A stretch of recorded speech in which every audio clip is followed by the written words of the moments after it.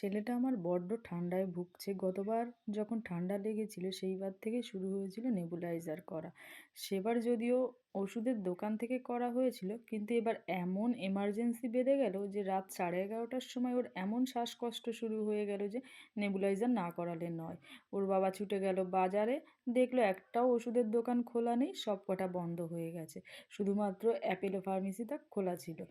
আর ও বলল যে ঠিক আছে তাহলে ওর যখন এতই কষ্ট হচ্ছে আর পরবর্তীকালেও যদি লাগে তো মেশিনটাই কিনে নিই। প্রায় 1800 টাকা মতো মেশিনটা পড়েছে। তো দেখো, ও আগেরবার যেহেতু নিয়ে একটু অভ্যস্ত ছিল, তো এবার নিজে নিজেই নিচ্ছে, কষ্ট হচ্ছে না। আবার বাবার সঙ্গে গল্পও করছিল। তারপর কোল থেকে নেমে গিয়ে আগে মেশিনটা একটু ভালো করে দেখে নিল, তারপর দেখো মেশিনটা চাটাই শুরু করে দিল।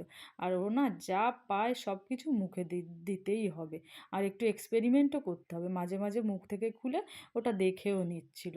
আর সত্যি ছেলেটা যে এত অসুস্থতা ভোগে বলার মতো না, নিজেদেরই কান্না পেয়ে যায়। আর এবার তো শ্বাসকষ্ট এত শুরু হয়ে গেছিলো, ভীষণ কান্না করছিল, ব্রেস্ট ফিডিংও করতে চাইছিল না। তো তোমরা প্রে করো আমার ছেলেটা যেন সুস্থ থাকে।